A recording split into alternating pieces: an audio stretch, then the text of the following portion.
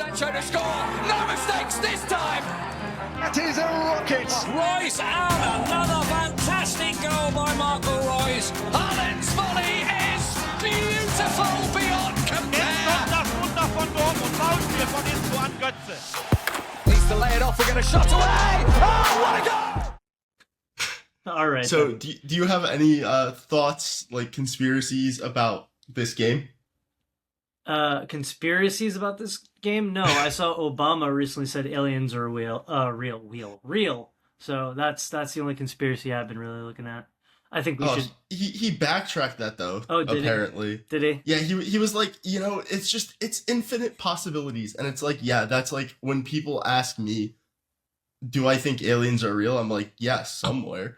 And like, that's not what we wanted to hear, Obama. Like, that's not what you implied when you say that as the former president of the United States.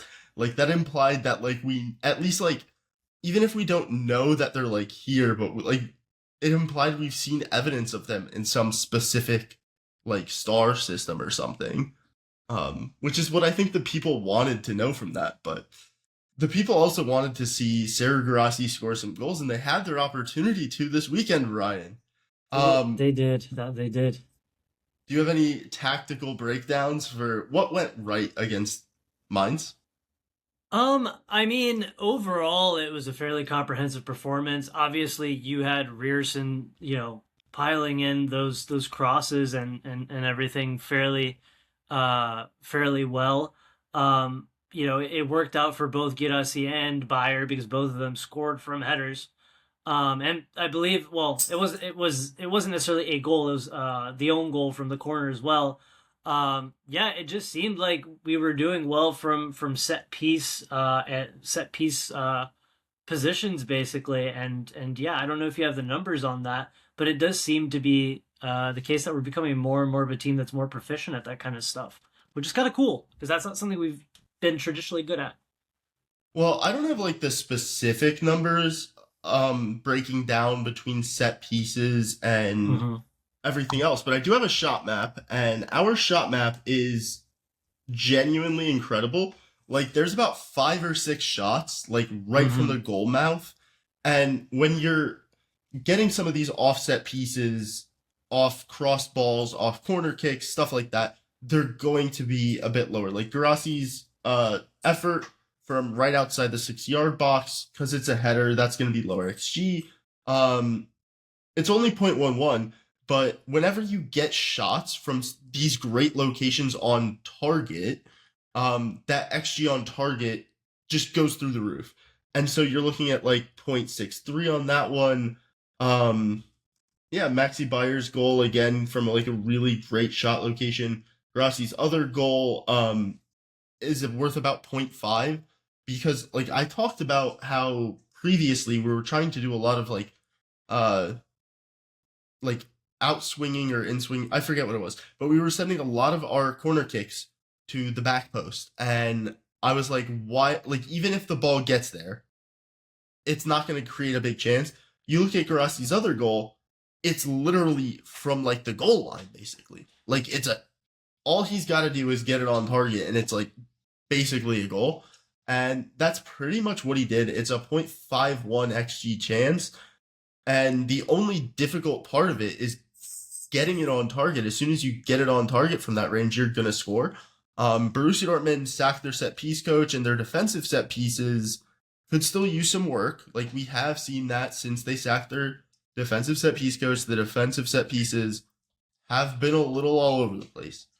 But we're starting to see, even prior to this week, the attacking set pieces, they're getting consistent chances, and they're not coming from like very far away. Even like the Guirassy chance that he scored that I said was only worth about 0.11, like, it's still a headed chance from like outside the 6-yard box. Like, that's why it's a low XG chance, but it's still from such a central area, which is gonna allow Guirassy to have a better chance of, once the ball's on target, finding the back of the net, because the goalie can't like close out a specific angle. Like, he can stand in the middle and then hope it's at him, and that's about it.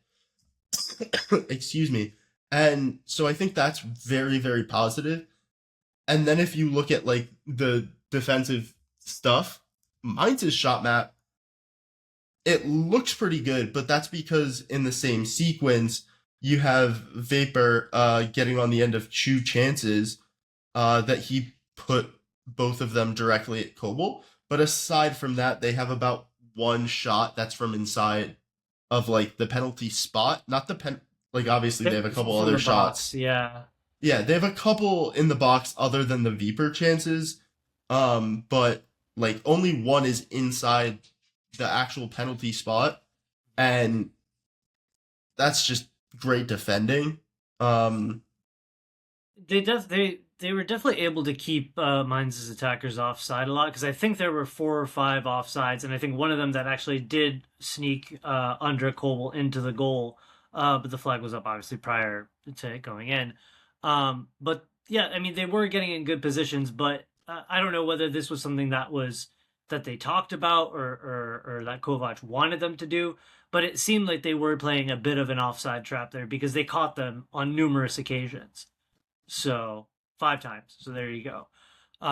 So yeah, Yeah, I mean, if that was the plan, then by all means, they did a great job of it. I feel like we have to give them credit for it, because Yeah. even if it's not coming, like in all truth, like it's probably coming from the scouting team, like whichever coach. There's probably about 10 coaches, and then you have your like video analyst guys. So the whatever coach is responsible for going to the video analyst guys,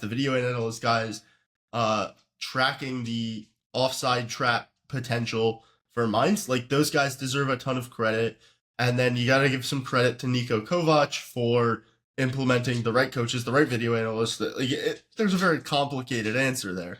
But regardless, I think 5 times, it's clearly not a coincidence. Yeah. And if it is a coincidence, something's going wrong at the club. Yeah. But I think Niko Kovac absolutely deserves some credit there. Yeah. As well as whatever other underpaid staff Borussia Dortmund is employing that gets paid to watch football. And can it be me? But I'm not. I'm obviously not going to be spotting the offsides trap potential. So maybe it shouldn't. Go ahead and plug yourself. It's fine. I do need employment, but Borussia Dortmund, I don't think will be hiring me, at least. But yeah, anything you want to talk about from the 11, the subs bench? Like, there's not a ton tactically to break down. It's the same system we've been seeing for the last couple of weeks. Ben Sebaini came in for Nico Schlotterbeck. I don't think we'll talk about him in our star or dud of the week. So do you want to talk about that a little bit now? Did he step up to fill in the role? Like, what did you see there? I mean, yeah, I think Ben Sebaini did a solid job. He definitely had a solid shift there. I don't remember exactly what minute he came in, but yeah. Minute 1. Did he start? Oh my god. Yes. I feel like an idiot. Well, I guess, I mean, in that sense, I mean, there's 2 ways to look at it. Either A, I didn't really notice him much, and therefore he had a bad game, or in this case, he didn't really put a foot wrong, therefore I didn't notice him. But yeah, I mean, overall, I think the defense as a whole did a fine job. I think Reggiani obviously came in for Sule at the half, so I think that a lot of the focus was there to see how he would do. He seemed a bit timid, I would say. I don't know what your assessment of him was, but he definitely seemed a bit timid. But he was fairly clean in his defending. He didn't really put a foot wrong to obviously lead to any, chances on goal or anything like that, or like any clear mistakes or anything like that. But he definitely didn't seem fully confident, and I think he was definitely just trying to play it safe in his first game, which isn't necessarily bad, because we obviously have seen players get their debuts and just not exactly have fantastic games and then get ridiculed. The player that comes to mind is Sumela Koulibaly, with I believe it was I forget who the opponent was, but I don't think Bochum, I believe. Bochum, okay. And we didn't do great in that game. So I think, yeah, overall, the defense did a very succinct job. Reggiani came in, did what he needed to do, coming in at the half. And yeah, overall, fairly solid. Yeah, I think, again, the credit defensively should kind of go to Niko Kovac. Pedro, one of our co-hosts who's not on this episode, is currently rolling in his bed, upset with me for saying that. But I do think the credit, for giving Kovac credit. But in this case, I think the defensive game plan was very good. I don't think there was a ton for the defenders to do.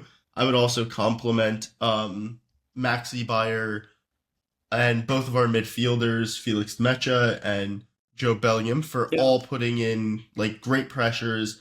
So I feel like a lot of the ball recoveries kind of just came on clearances and hopeful balls that they couldn't really run onto.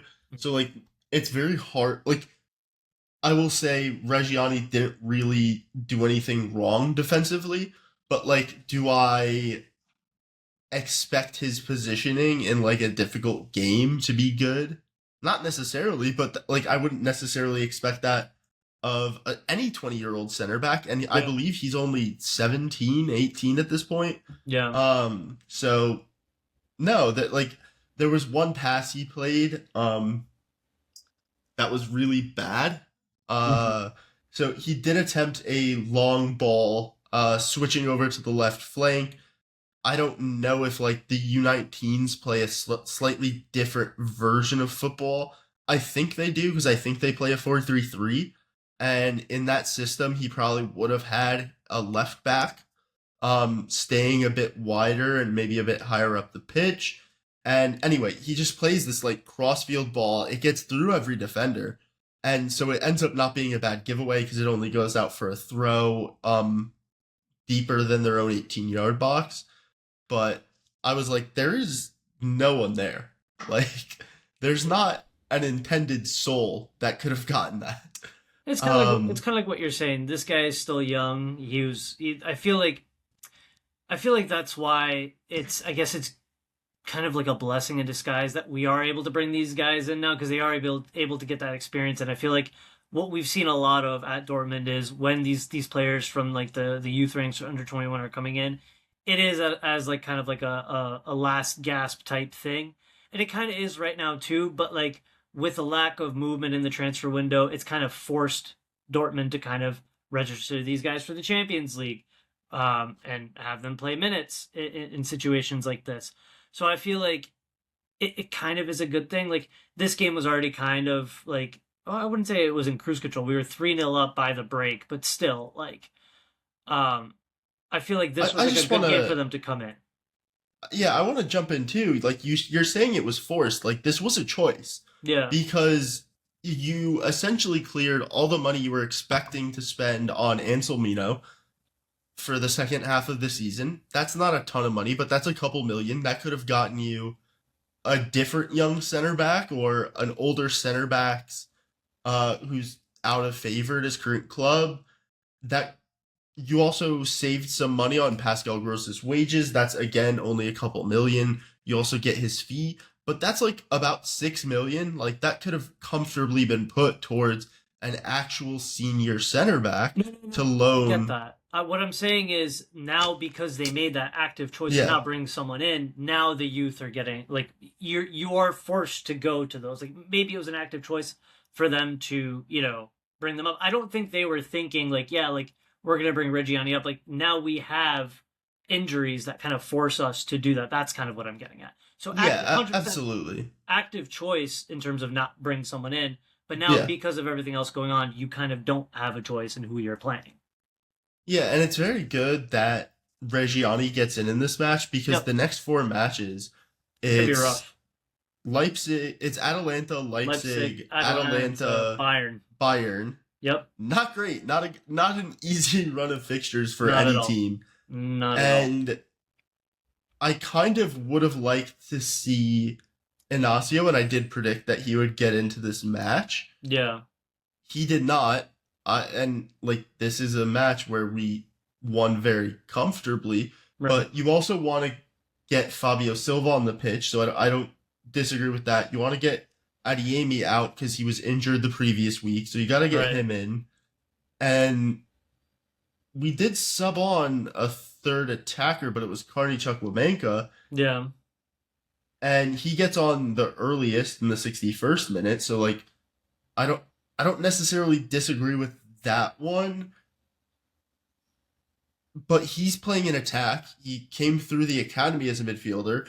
We also brought on Sabitzer for Nemecha. Like, is there a world in which maybe Karnichuk Wamenka moves back into midfield to get Inacio some minutes? Because you don't want to get to the point where there's an injury and all of a sudden, like, you're like, if there's an injury to one of our attackers, like, we subbed on 3 attackers in this game, like, Inacio's not going to need to start a game, but, like, if there's an injury to any of the 3 starting attackers who played this game, that essentially means that you're only going to have 2 on the bench. So if you ever get into a situation where you've subbed 2 in the 61st minute, like he did in this game with Fabio Silva and Karnichuk Wamenka both coming on, you're now going to only have probably Inacio and Albert to come off the bench.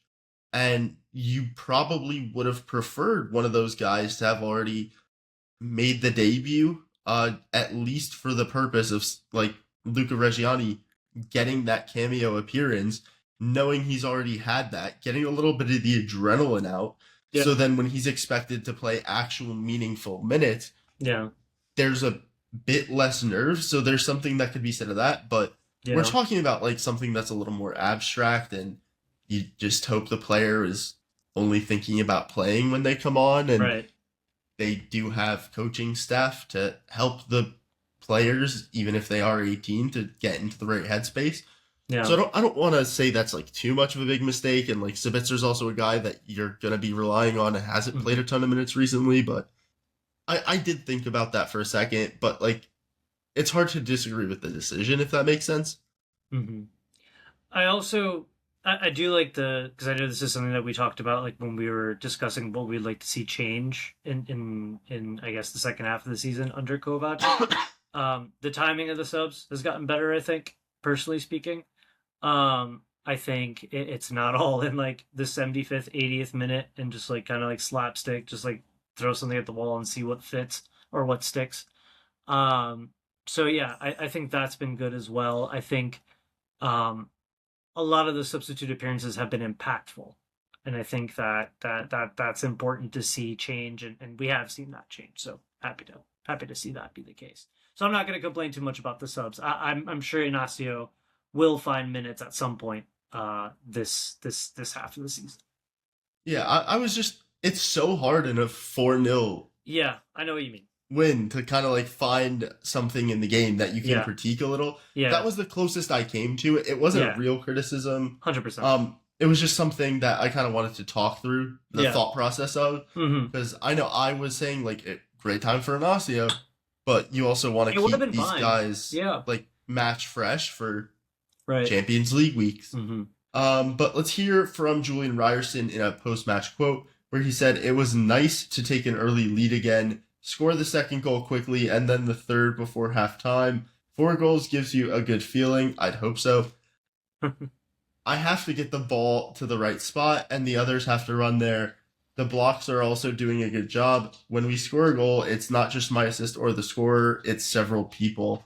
And, you know, that's such a Julian Ryerson response, dude.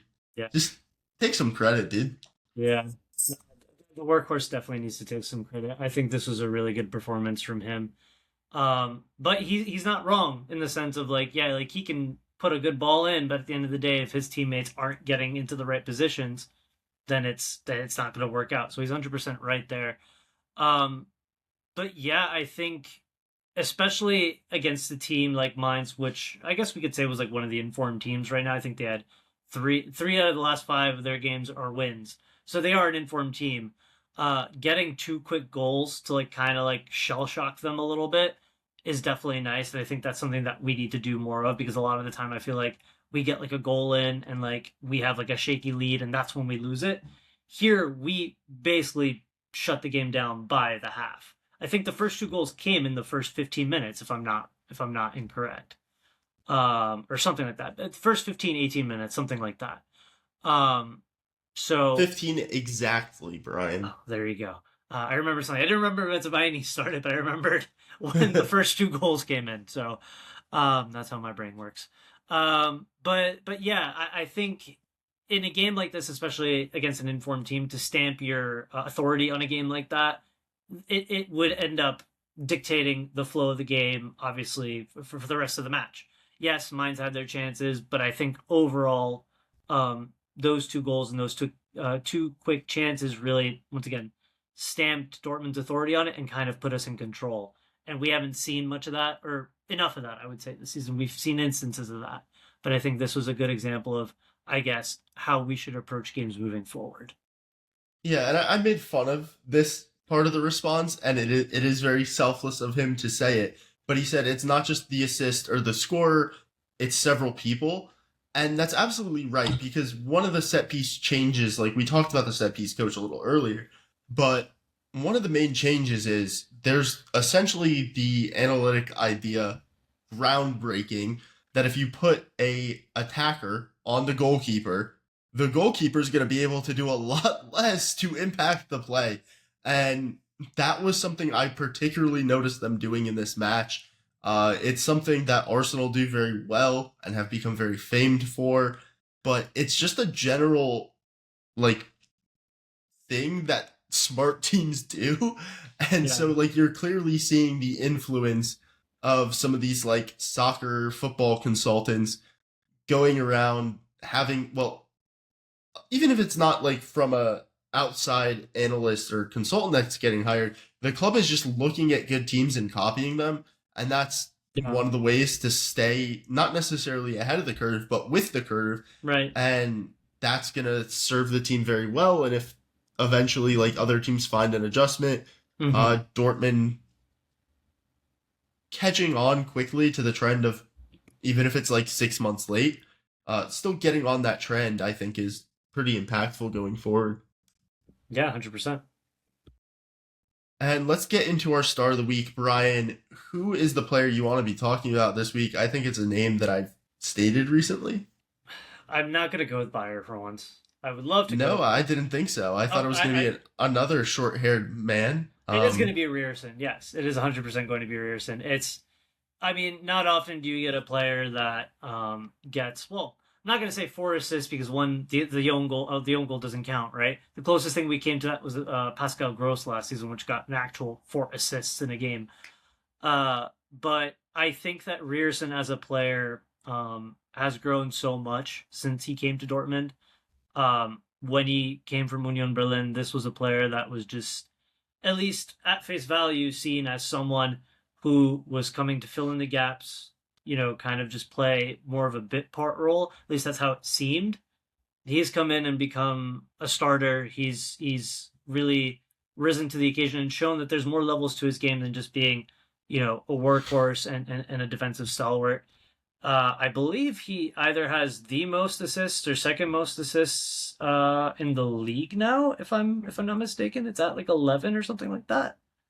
Or assists for a defender. Let me see now. Now I'm second guessing myself. I know he's the leading creator for Dortmund. So yeah, I mean, I know usually I would talk about Maxi Bayer because he scored a goal, and there's every reason for me to be happy about that.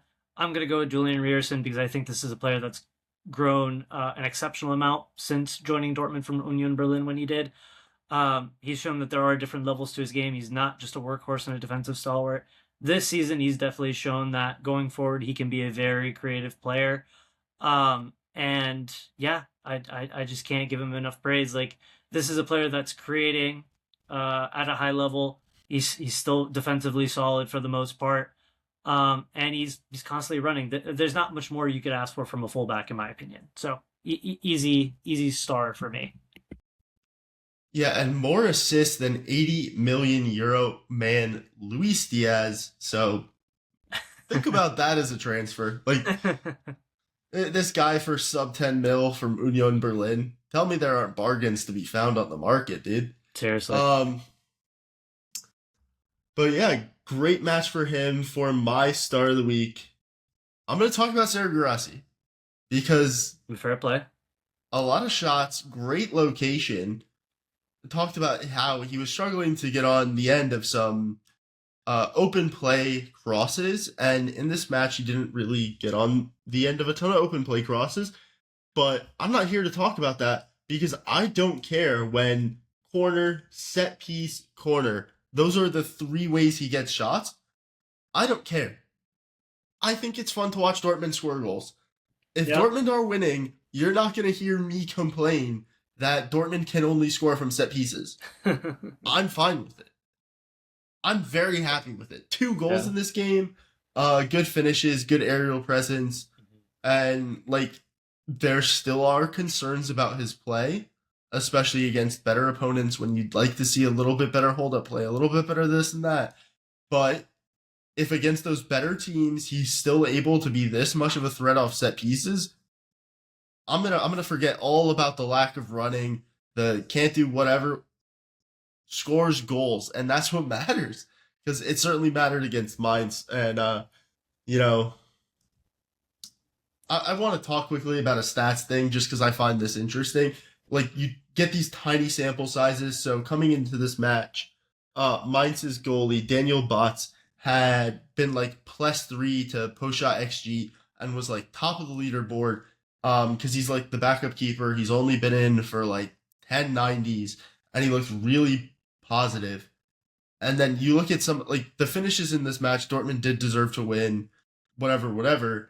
But in this match, like he actually was still positive. Like, what? He was like really negative. But yeah, let's move on and talk about our dud of the week. Brian, do you have a dud of the week? I mean, I can force one. I think we did fairly well. There is one.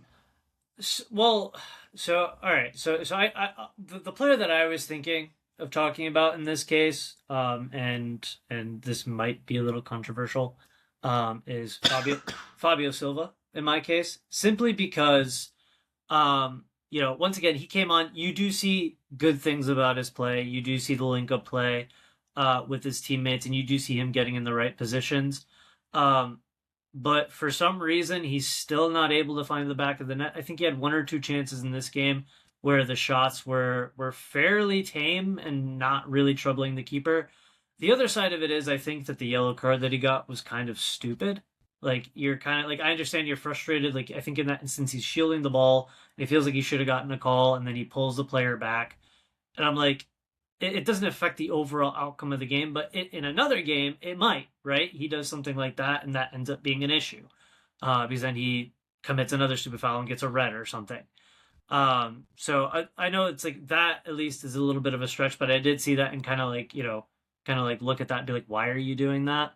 But overall, once again, this is a player that, I think has been positive, a net positive for Dortmund so far.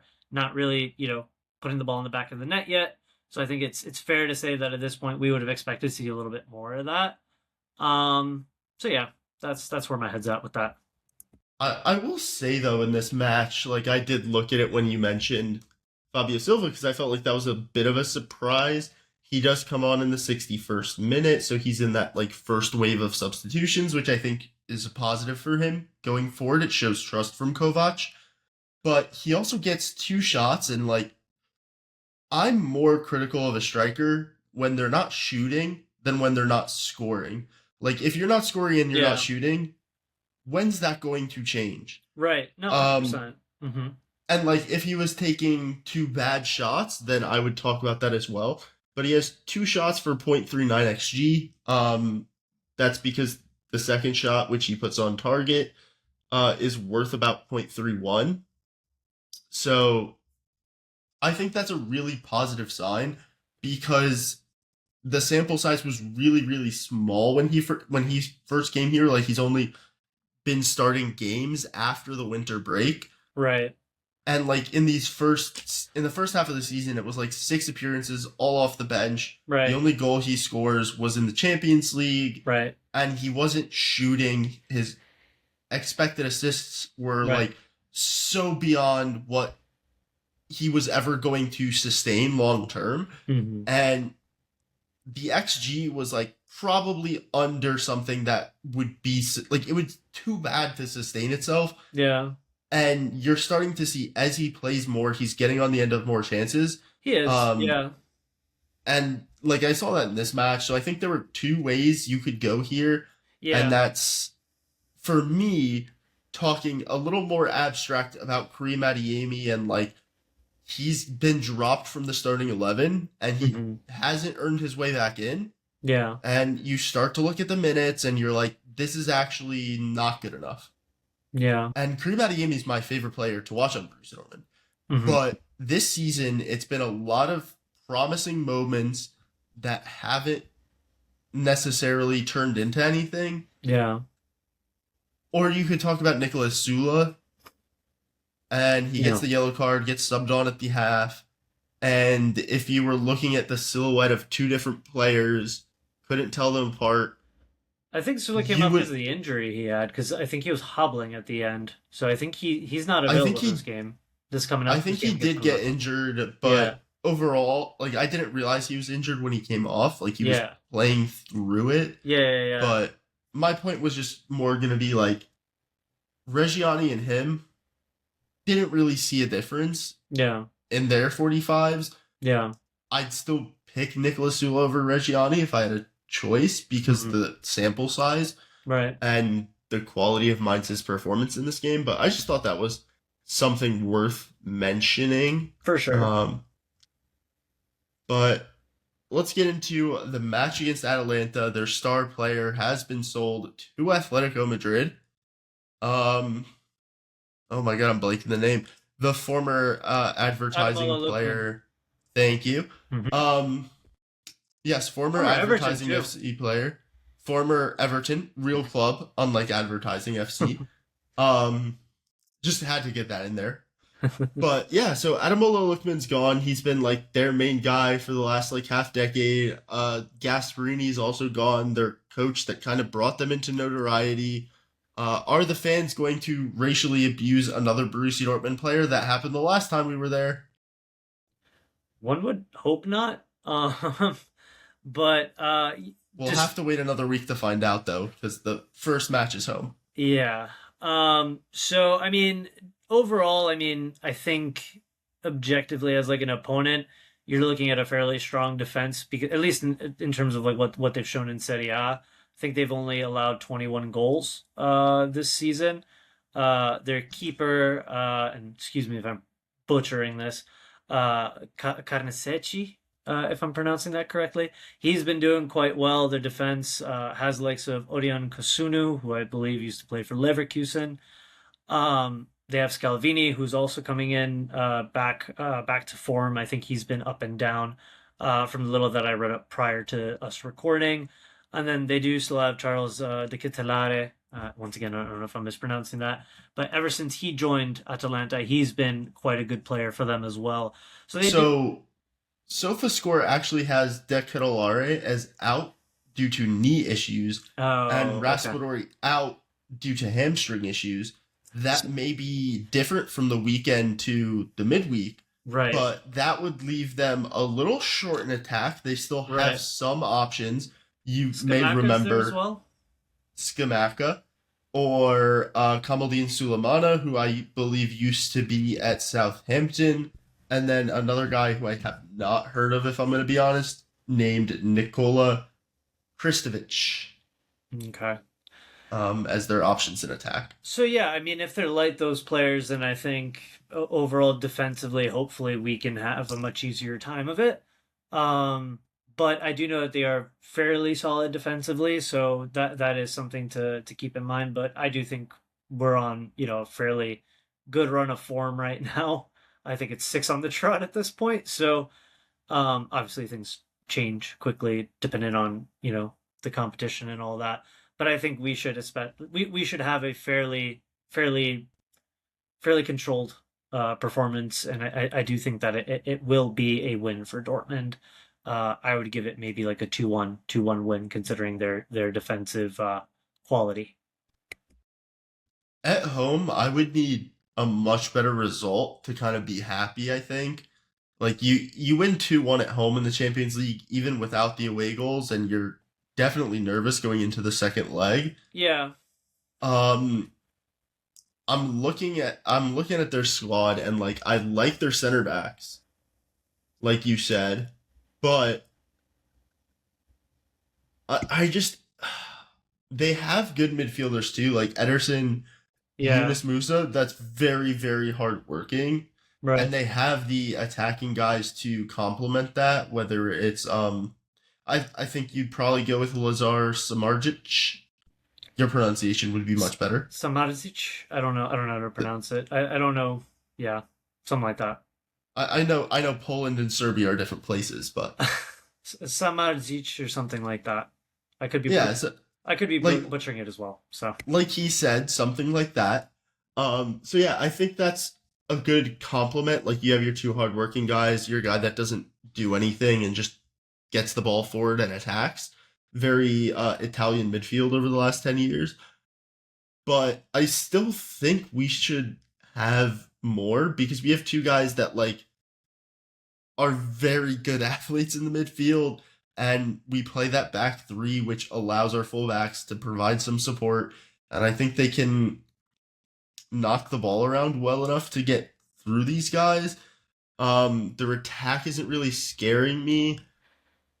That said, I should never have said that. I'm knocking on wood. I'm going to try and do this so you guys can actually hear as proof. But I really think this should be a game that's 2-0, 3-1 to Borussia Dortmund. I really want to keep pushing until we get a 2-goal margin. And that's the minimum to me, because I want to take that to Italy. yeah, that would be ideal. I think we beat them last time at home and lost badly away. Mm. But that was a bad year, I remember. Yeah, our record against them, I believe, is 1 win, 1 draw, 1 loss. So we played them 3 times. Yeah. They were very mean to Michy Batshuayi the last time we played them, and I've hated them forever for that. And by mean, I mean racist. So I hate Atalanta. I hope we absolutely destroy them, and their despicable little fans go home crying. Fully agreed. Next up, we have Advertising versus Dortmund. I believe this is an away match. What are you kind of expecting from this one? Are you expecting a big changeover in the attacking lineup? I don't have expectations. I have requirements. Oh, And the reason I say this is this game to me is a more important win than any win against Bayern, generally speaking. Just personally for me, I'm just not the biggest fan of Leipzig and the way that whole thing is run. So I have requirements of Dortmund. I need them to absolutely batter Leipzig. I need to see a 4-0.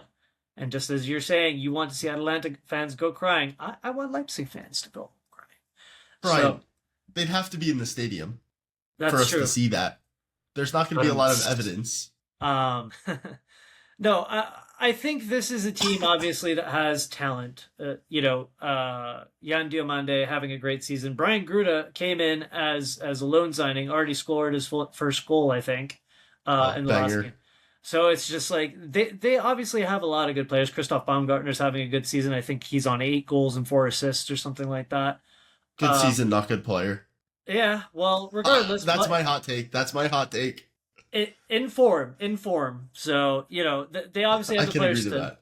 Yeah, they have the players to hurt us. Obviously, that this is a team.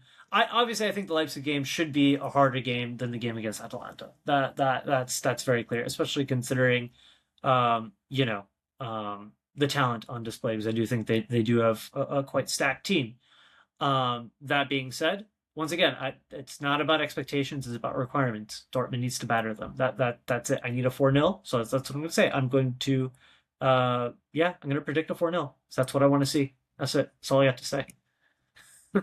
I feel like a lot of the players at Leipzig are starting to get too much credit compared to their actual level. Like, I feel like Frankfurt and Leipzig players get talked about as if they're already the players they have the potential to be, and they're not there yet. Yeah, it's Jan Diomande is actually very, very good. Mm-hmm. Very, very, very, very good. He's overperforming all his underlying goal and assist output. I don't care about that. He's incredible. Even if he wasn't overperforming, he would be very good. He's the exception to this. He's actually that good. But you look at their center backs, Castello, Lukeba, What has he done to deserve a move to Real Madrid in terms of on-field performance? No, I mean, listen, you're 100% right. A lot of it is potential based because that's their model, right? Bring in a player that has potential and And build sell them up. them And on so, before you have the chance to win anything. yeah, I mean, basically, I mean, they won the Pokal, right? But that's about it. But yeah, I mean, it's a model that's worked for them. I mean, look at Dominique Szoboszlai, like fantastic player for Liverpool. Konate as well, player for Liverpool, doing great. So I mean, they have a good eye for that kind of stuff. But you're 100% right in the sense of that. Um, yeah, it's a lot of potential, and it shows because they are talented players that do have good numbers, but they're still sitting in what I believe it's sixth or seventh or something like that, or maybe fifth or seventh, between fifth and seventh, something like that. Yeah, I haven't checked following the match day. I'm pulling it up now. They are in fifth, Yeah, jumping up from seventh, I I think believe, the we have an previous 11 week. point gap between us and them, and I mean that shows, Yes. right? And I think they've been like very mixed in terms of their form. Uh, yeah, and honestly, I mean, the most telling thing for me, and obviously I know this is not exactly how football goes, but Mainz beat them 2-1. We just beat Mainz 4-0. Theoretically, we should have an easier time with Leipzig then, but I know that's not how it works. But it is interesting to note that even Mainz was able to handle Leipzig. So Yeah, they're such an inconsistent team because of how reliant they are on young players. You never really know what you can expect from them. I'd really like Dortmund to win this game, and if Dortmund consider themselves title contenders, which a lot of their players have been talking about in recent weeks, then you expect them they'd to go do so. out and they would bless me with like a nice, comfortable 2-0 win. So that's my prediction. 4-0. I would love that. I would be through the moon. If you told me we would beat Leipzig twice a year, every year in perpetuity, I would take I would trade pretty much any other team aside from Schalke, like losing to them twice a year. I'm fine with it. I'd lose to Bayern twice a year if it meant beating the advertisers twice a year. I'm 10 toes down on that. So you feel how I feel. Okay. Yeah. I don't even like saying the city name because it's too close to the team name on this show. But we have Kareem Adeyemi speaking on his future, according to Funky Sport. He said everything happens very quickly in football. Sorry, I know it's Funkus Sport, Brian. I know. But that's not as fun. Let me have my one bad pronunciation. Funky sport. This guy. Now I can't read the quote. Here, I'll do it for you. Everything Thank you. happens very quickly in football. It could be that everything will be decided in a month or two, maybe even the next 2 weeks. The decision is not mine alone. Many factors play a role, including those on the part of the club. What you read in the media isn't always true. It's not that my focus is elsewhere, my focus is here. I've never said that I feel uncomfortable here or anything like that. So, I mean, just from that, when I read that, I thought he was referencing the whole thing like, oh, Karim Adeyemi wants a release clause in it, or in the contract is what I'm trying to say. And perhaps maybe there he's saying like, not everything you're reading is true. Maybe I'm not looking for that. Maybe there's other things that are playing a role in all of this. We know that like in Schlotterbeck's situation, the money isn't the issue, it's the performances, right? Maybe he's saying this now because you look at the performances now, we're at an uptick. Maybe things are looking rosier. And maybe, some sort of negotiations go quicker because of that, because we are playing better and our prospects are looking better. Yeah, I don't know. I thought it was interesting that he was commenting on it in the first place because it's been weeks now that things have been coming out about his contract negotiation. So I'm curious to see where it goes. I don't know where it'll go because I think it's been back and forth. I also think that maybe a little bit of that might have been relating back to like a couple months ago with the whole Loredana thing, where like she had to even come out and say like, no, I'm cool with Dortmund. I'm not trying to leave or anything like that. So it's like I don't know. At this point, when it comes to contracts, it's hard for me to say. So Yeah, the only thing I'll really say on this is like you want to know how you get a guy comfortable to sign some paperwork. You pay him more money. You know how you Yeah. get a guy to say, "Oh, I don't need a release clause." It's a really easy one. You pay him more money. Like that's what it comes down to. And with both Nico Schlotterbeck and Kareem Adeyemi, they know what they can get on the open market. Borussia Dortmund doesn't really pay that to anyone. Uh, So the one thing I will say is with Schlotterbeck, I think, I mean, maybe less so with Adiemi, but more so with Schlotterbeck, I don't think it's about the money, just because I think the numbers have been there where Dortmund can have basically been like, yeah, we'll pay you the 14 mil a year. That's life changing money. Obviously, I think Schlotterbeck could probably get a tad more somewhere else. Like Bayern would probably go as far as maybe 15, 16 or something like that. But for the role he would play for the club, or more than that, I don't know. I think if Nico Schlotterbeck is on the open market, moving clubs with a year left on his contract, he is getting paid 20 to 30 million. Ooh, okay. I don't know about that, but Or at least like 20 to 25 with like better commercial opportunities in terms of sponsorships outside of his club. maybe I don't know. I think 20 would be the upper echelon of that. At least for like first contract. Maybe like, signing like an extension down the road maybe he gets a bump. But I don't know if they'd be looking to pay him more than 15 to 20 right now. Not to say he wouldn't deserve it, but I don't know. I find that, difficult. Because like Van Dyke so Van Dyke is on 18.2 million, but it's in Great British pounds. So if you convert that to euros, he's on like well over 20 and he's like 34. So you're talking about a guy that's 8 years younger coming in on not an outsized fee. I don't think that there's a world in which you can't can't go into the negotiating room and make an argument that he isn't worth every penny of that plus a little bit. maybe in the Prem, with Bayern, I mean the whole sticking point. I don't remember exactly what it is that they settled on with Upamecano, but I don't think it was anywhere near 25 or anything like that. So like you have the other side of the coin there too, where like Bayern were basically, from what I was reading, ready to let the guy go and just be like, all right, fine, like you do you. Contract isn't on the table anymore. When he was pushing for those 20 plus numbers. So I don't know exactly how much he has now, but I think it is significantly lower than that. Like, 25 Upamecano threshold. got 20 apparently. So he got 20 on the dot. So if a club like Bayern is offering a player that they tried and tested, no fits into the club 20, I don't think Schlotterbeck is getting more than that, personally speaking. At least not Bayern. So I think at Bayern, like, I think the way it works is like if you sign the contract, the next guy gets more money. Um, Essentially, like, there's not a world in which Nico Schlotterbeck isn't going in, and I think he's like, I don't know the age difference on them. That would be the only thing. But if I'm Nico Schlotterbeck's agent, I'm not taking a contract that's less than Upamecano's. I wouldn't even take one at that rate, especially because Schlotterbeck is a year younger. So you're getting you're getting an extra year of his prime. I don't think Schlotterbeck's going to Bayern regardless. he's not, no.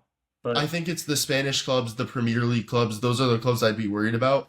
But there's not a world in which Nico Schlotterbeck doesn't demand an extra couple million euros a year, excuse me, on what Upamecano got. I mean, if we're going with those estimations, then there's absolutely no way we're keeping him. Like, then in that case, like, there's no way Dortmund is dropping 20 mil a year. There's no way. But there is a world in which it's like 16, and like we already talked about how much wages we're clearing, and while 99% of celebrities nowadays are like, I want the extra $1, and American sports are very much like this. I don't know if Nico Schlotterbeck is like this or if German athletes are necessarily like this, because we've seen a lot of them not do that. And I think it's a lot more common in Europe, where if you look at Italian players. There are a ton of Italian players who could make more money moving to England, and they don't, because they want to stay in Italy. Same thing with like Spanish players. There are guys there who could move to England. They could move to uh, anywhere else in the world and make a little bit more money, and they don't do it. So I think these guys that are making very, very good money, playing in the top level of European football, that are going to retire from any type of working at the conclusion of their playing career. Like, some of these guys in Europe just don't care because they're not chasing every single dollar. And I'm not saying I know anything. I have no sources in the Nico Schlotterbeck camp. But I'm saying there is a world in which he takes a contract with Borussia Dortmund that is way under market value. Yeah, I mean, one can hope. It would be nice. That said, I'm 50-50 on him doing that. But the that is, I percentages think, have gone down. You were at 90. Yeah, no, now it's 70. Now it's 50. I told you if he signed during the winter break. Yeah. Like, I was like, I believe that. But I was like, if he's not signed by a certain date, it's going down the longer it takes. Yeah, So I mean, that's fair. I've been consistent. I'm not saying you haven't. I'm just saying it's gone down. It's gone down for all of us. So. It is. I don't even know if I'm at 50. I still think I'm 60-40. He stays. I did say I'd be like at or below 50 by this point, but I don't know if I actually am. Since we're talking about Schlotterbeck, I think we should look at the kicker thing here that was put at the end. Yeah, Nico Schlotterbeck has informed the Dortmund officials where he still sees room for improvement in the current squad. A discussion about this has taken place, and the professionals' views and those of BVB are said to be in complete agreement. However, whether Schlotterbeck will extend his contract in Dortmund, which runs until 2027 on a long-term basis, remains open. The new work paper is supposed to be 80% negotiated. So this gives me a little bit more hope, because if this is true and you're out here taking like pointers from one of your leading players on like where the squad needs to be improved. I mean, obviously this is not the same thing as the whole Mbappe thing, but like Mbappe was like basically saying like you need to do this, and this at PSG. Not the same thing. But if you're seeking input from like a player that you think is critical to your project, I think there's more. If true, I think it's more it lends itself to more it's more credence to the fact that he might actually be staying. So this is a little bit of like a little lighting of hope for me. Yeah, and this also points to the club probably being a little bit more willing to break open that salary structure that we were kind of talking about earlier to offer like an unprecedented, biggest in Borussia Dortmund history type of contract, because there's no way you offer that type of contract and then don't say, hey, Nico, how do you feel about Salihamidzic? Like, he's obviously leaving this summer. Yeah. But like, I'm saying insert any player's name. Like, I'm not a fan of Felix Nmecha, but if Nico Schlotterbeck is a fan of Felix Nmecha, he's getting a contract extension if Nico Schlotterbeck gets a contract extension, because he's going to be like, look, this is a guy we need to win. Like, and the club's probably going to be in agreement there, even if they think that they can replace him for surplus value, because that's going to be something they've negotiated, and you don't want to break promises left and right. I don't think Nico Schlotterbeck will be picking transfers. No, of course not. He plays soccer, watches film, and works on his recovery 60 hours a week. He's not going to be then watching like the Austrian league. He's not going to be watching like Ajax play and be like, oh, this Mika Hutz guy, he's pretty good. But yeah, no, I mean, it's just interesting that they'd be asking for any sort of input, like even positionally, like where do you think we can improve? Like obviously not targets or anything like that, but like what position do you think we need to shore up in the summer? Like what sort of player are you looking to play with? If that's the case, if this is true and they're actually asking to do that, it does point towards a continuation, because if you're having these conversations and this guy's going to leave, why are you bothering to ask? That's my thing. Yeah, I think it's a conversation that's being had, and it's just about like him saying, look, there's a couple guys in here who may be very good players he may get along with, but he may not think are capable of taking Borussia Dortmund to the next level. Maybe there's a player like Jan Koto who's not seeing a lot of the pitch, and that could be for reasons of quality. Yeah. And maybe he's saying, we need an upgrade there. And you know who just got added to the Champions League squad, who I don't think is going to be a big enough upgrade to keep Nico Schlotterbeck at the club? Danilo Krevsin, who's come through the academy and has been converted from attacking midfield to right back. Elias Benkar is a young center back. He got added to the squad alongside Luca Reggiani. I think that's fun to point out, little housekeeping. But let's move into our next story. This is coming from the most reliable source anyone has ever laid eyes on. And that is Bild. Yeah, you got that one right. FC Barcelona has Julian Ryerson on their list. BVB doesn't want to let him go, but if the Spaniards put a very high offer for Ryerson on the table, the club could hardly turn it down. I'm not talking about the storm. This is like, Yeah, I mean, I doubt it. Doubt, like, just a lot of doubt there. I mean, listen, at the end of the day, like, with these performances, like, there may be a club that comes in and gives an offer for Ryerson that might make sense to take, right? Considering, the fee you brought him in for, if you're able to make a substantial profit. I think he's 28 now, going on 29. There is a situation where that makes sense, but I think that there's a lot that he offers, kind of like what I talked about earlier. On top of that, he's a very versatile player, can play left back, right back, center back in a pinch. Not that I want to see him at center back, but he can play there. So, like, there's a lot of factors that going for him, where it just makes him such a useful player for the club, that it would really have to be like an astounding offer, in my opinion, and you would have to have a player that's able to kind of take that role, come in.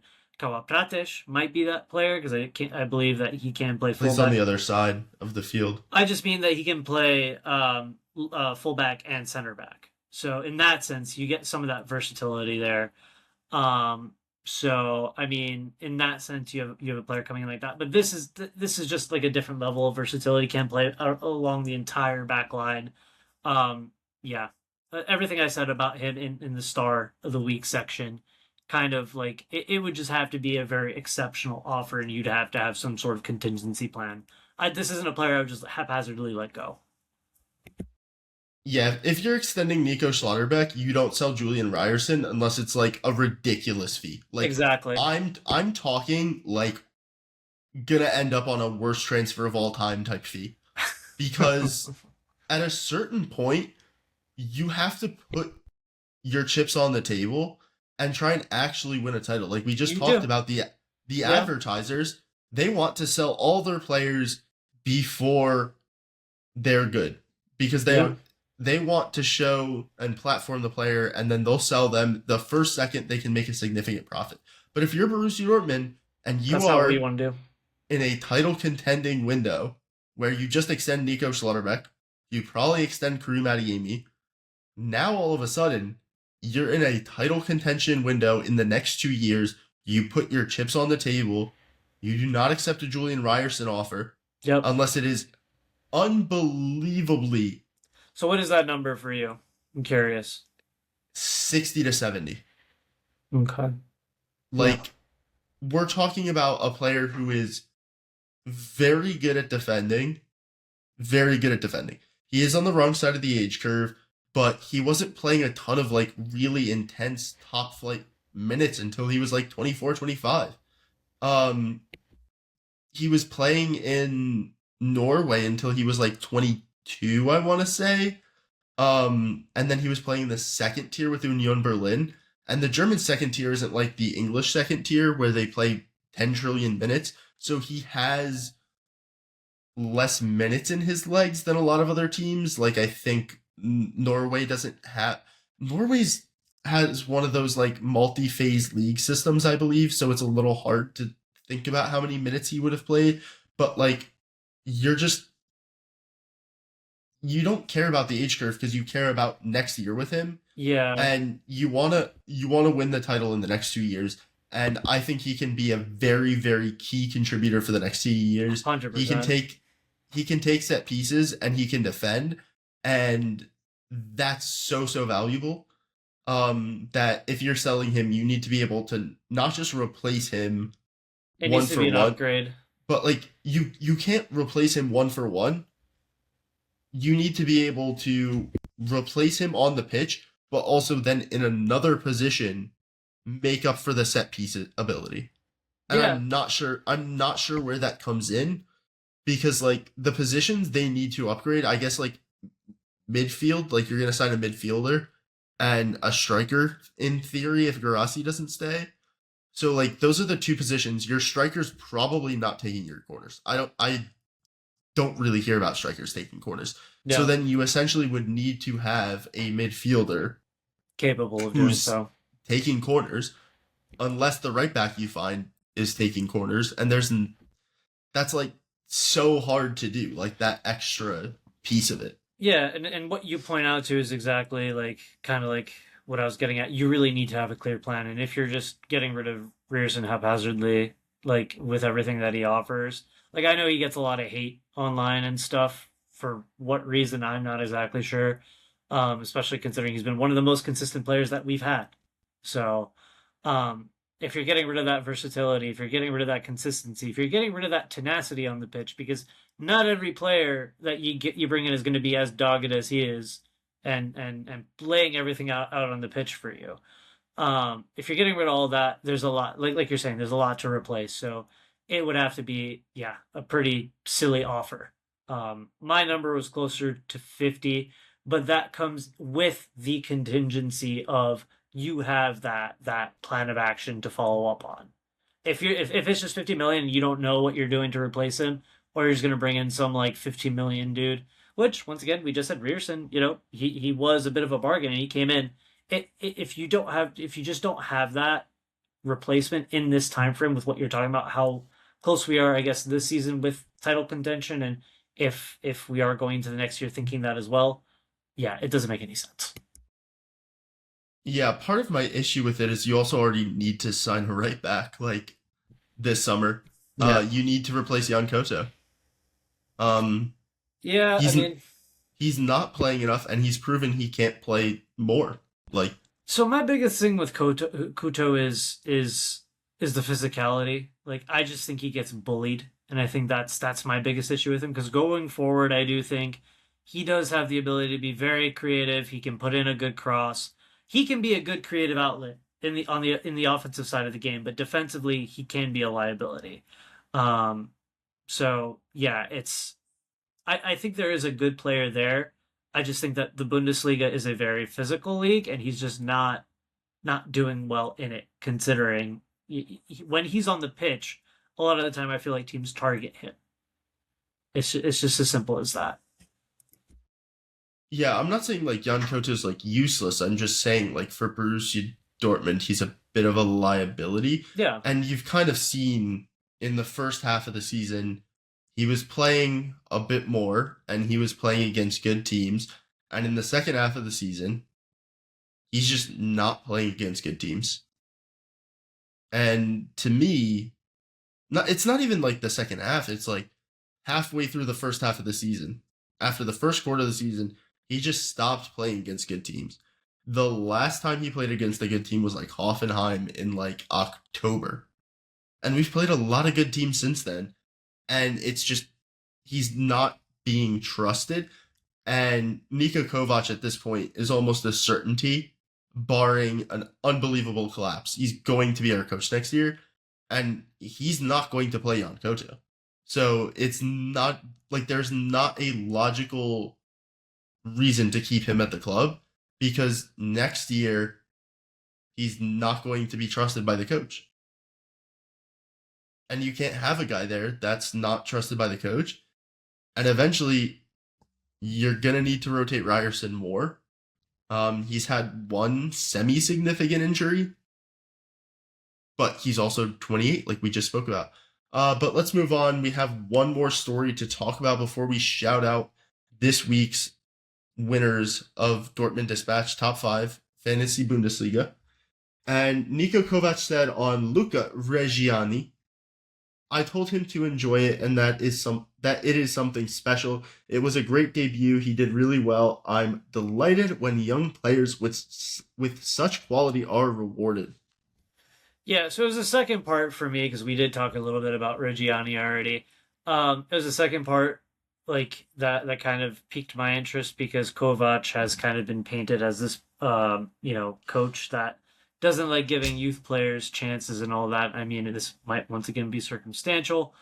But maybe this points to, us seeing more and more of these young players from the academy coming out and getting minutes. Maybe I'm being optimistic in that sense, but I would like to think that, this is him kind of pointing to the fact that, like, yes, once I see a young player's ready, they're going to get minutes. And that's all you can really hope for, because there's a balance, right, when it comes to giving young players minutes. You don't want to just throw them into the deep end and then you end up in a situation where they make a mistake or something and it ends up proving costly, and then they don't see the pitch again for the rest of the year. So it's like, I want to say, and I want to hope that this is him kind of showing that balance and saying, like, yes, when they're ready, I will give them minutes. Because it is something that I feel like that a coach needs to be very careful with. Yeah, I think I put it in the group chat as well. But Dortmund's second team this week, so young. Like, you have Albert, Academy kid. You have Kabar, Academy kid. All still U20s. You have Feddersen, Benkara, Krevson. I think Krevson might be a little over 20 years old, but that's still 5 Academy players that are U20s. Well, if Krevson's over 20, then you have 4. Whatever. Ostrazinski as well, an Academy kid. But coming off the bench, you had Musa Kaba, who's 16, number 6, just returning from injury, has already made a senior squad, was the first U19 player this year, I believe, to do so. And you had another guy in Nick Czerny come off the bench. So there is a pipeline. He's alluding to these players performing, and he's saying, look, you're going to play. And this is the second or third week that Inacio's made the squad again, and he's training with the first team. It is a matter of time before he makes an appearance. And you have 2 16-year-olds who have made a squad that we haven't even spoken about, really, in terms of seeing on the pitch. We have spoken about. But in Musa Kaba and Metsis Albert, like, those are the 16-year-olds. Those are the best prospects. Those are the guys that have honestly performed the highest level in the U19s. The reason they haven't appeared as fast as Reggiani or aren't in the squad as much as Inacio is because of physicality. Like, if you look at them, Kaba's very tall, but he's very slight. Mathis Albert is small and slight. So, like, it's a matter of time. And Kovac is clearly telling them, you're going to have an opportunity soon. I don't have anything else really to speak on for that. But Yep. Okay, so we'll close out with our Dortmund Dispatch top 5 for the week. And I did drop off from the top 5 for a rare instance in the second half. But Larry Buys a Lighter did not. But we'll actually start in 5th. Arenas United in 5th. Esseris in 4th. Supercalifragilistic in 3rd. Cologne Seahawks in 2nd. And in the top spot, it was Larry Buys a Lighter. His squad was fueled by Harry Kane, Diaz Diamond, Claude Maurice, Chufal, and Mio Backhouse. Some big point getters for him. So you guys can feel free to add those guys. I gave you a hint. And maybe next week you could be the one getting the shout out for finishing in the top 5. I did move up into the 11th spot. My goal was to make it to the top 10 for the second half of the season. And I'm on track, Brian. I'm on track.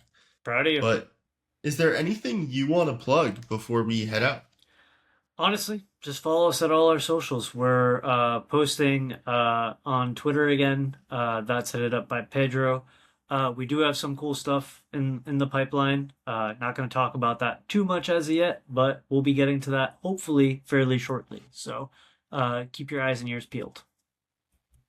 Yeah, and you can find me at elibrand.d on TikTok and Instagram. I post fashion content, occasionally some Dortmund fashion content, which you will be seeing in the coming days.